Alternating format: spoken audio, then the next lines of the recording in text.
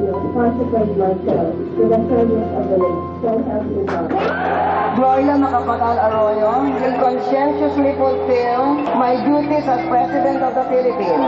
So help me God. Alam mo talaga, Kuya Dean, patapos kong mapanood yung mga old footages ng EDSA 1, talagang ito ang masasabi kong teleserye ng totoong buhay ng Pilipinas. It gives me so much pride to be a Filipino after witnessing all that has happened. At yung democracy na tinatamasa natin ngayon, alam mo, Kuya Dean, kanina nag-share ako. 2 years old ako na nangyari yung EDSA 1. Ilang taong ka ba nung EDSA 1? Huwag na natin sagutin yan, Miss Tony. Ang mahalaga siguro na marami sa mga ating kababayan na mapanood itong episodes natin ito. Kasi dapat mapahay sa puso nila ang kabuluhan ng EDSA 1 at EDSA 2. Napaka-importante.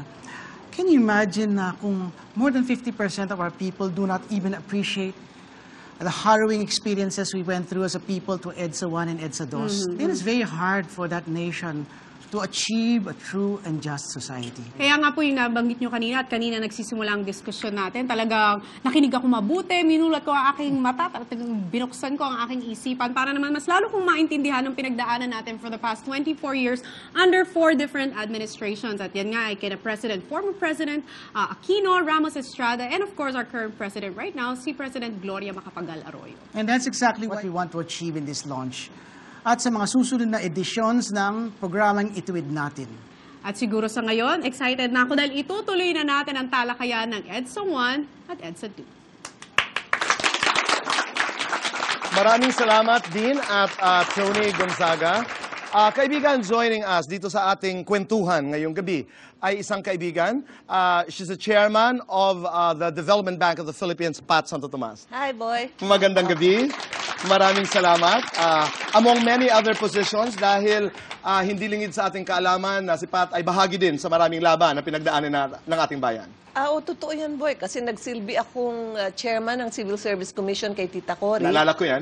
At nagsilbi rin naman akong Secretary of Labor kay Ginang Arroyo.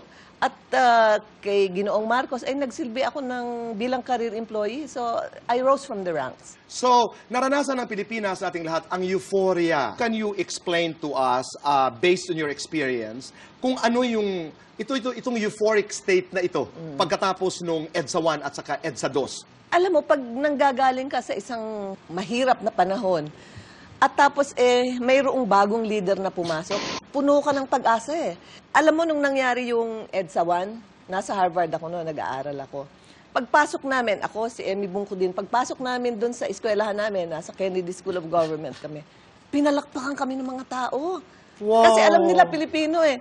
Kami naman ni Emmy, naiyak kaming pareho. So anong nangyayari doon? I mean, were we kinder as a people?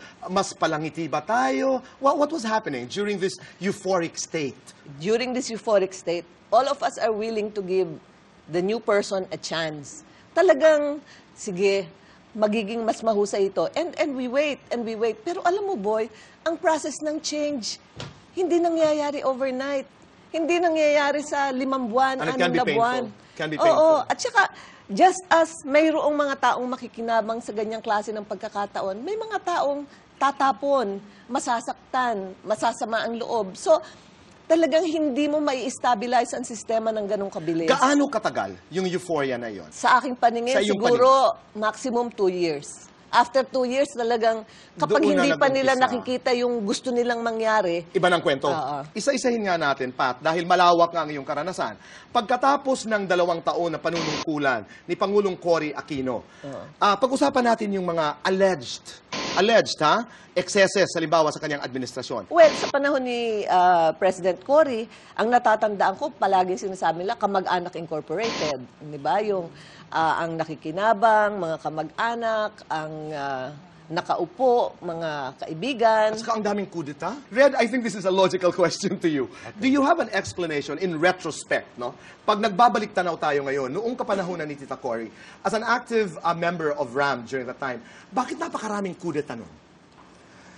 Well, nagsimula po yan kasi, of course, the expectation was so much. And kung ang delivery sa expectation mo napakababa, madali ka rin matamaan. Ayun. One of the very first indicators of corruption that we noticed at the time, kasi humingi ng tulong sa amin, was PCGG. PCGG at the time was raiding alleged cronies, and the things that they get do not even get to the coffers of the government. It was, Went to cars, individuals. jewelries, etc. went to the pockets of these people. There came a time na ayaw ko nang tumulong sa PCGG. Pero, again, in hindsight, tama ba ang kudeta to effect change? It is not the correct Okay, approach. solution. Pag-usapan natin, Pat, naman, yung honeymoon stage right after the relatively peaceful election of President Ramos. Nag-enjoy ba si President Ramos din ng, di ba yung 100-day honeymoon stage? Anong yung naalala? Oo, natatandaan ko. Maganda yung umpisa at saka maraming masayang tao. But after a while, pumasok na yung protest ni Senator Miriam Santiago, di ba? Casting doubts on the legitimacy of the presidency. Naalala ko yun. Oo. Yun, naalala ko The yun. Amari deal. Oo. Na napakatunog at napakaingay din ang oo. kontrobersiyang yun. Nagsunod-sunod na yan yung Okay. mga small bits and There was a pieces. Clark case. What was that? Centennial. The Centennial, right. Oo, so, iba-iba. So, after the honeymoon stage, katulad nung administrasyon ni Presidente Cory, ay sumunod din lahat ang mga issues na ito. Nag-uumpisa na kaagad yung mga allegation, hindi ba, ng corruption. Sure. Pero, Red, there was also an issue during this time. Ito yung militarization of the bureaucracy. Yung base of experts, doon ang gagaling eh. Okay. So that it was natural for him to bring in people na katiwala niya. Punta tayo sa EDSA 2. Pat, what do you remember about the euphoric state after EDSA 2 again? 15 years later. Again, the same euphoria. Wow! Oo. Okay. Pag-usapan naman natin right after EDSA 2, no? Siyempre nagkaroon din ng honeymoon stage si Presidente Gloria. Ano ang iyong naalala, Pat? Well, ako on a personal basis, napapunta ako sa Department of Labor eh. And nag-unti-unting bumaba yung aming strike rate. So sa akin, napakalaking bagay yon dahil signal sa amin na ang foreign investors papasok dahil bumababa ang aming strike rate. Sa civil society, Kapone, ano ang inyong naalala po? Yung pag-proclaim ng mga lupa na pinatitirikan ng mga tao na hindi nagagamitin ng gobyerno. Yun yung mga naging pakinabang ng mga maralita para nagkaroon ng maayos ng mga programa para sa pabahay. Ang pinag-uusapan natin dito is right after the euphoria, right after the honeymoon stage, ay pasok kaagad itong mga aligasyon ng corruption. Punta tayo doon sa mga allegations naman laban kay Presidente Gloria.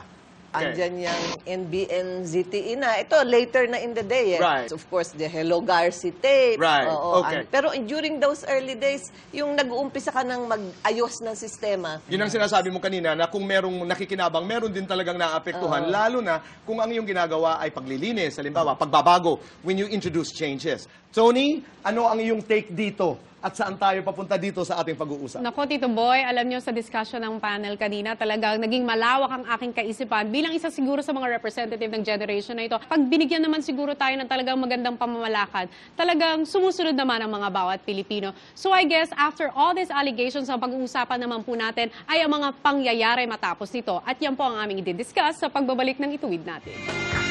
Ituwid Natin!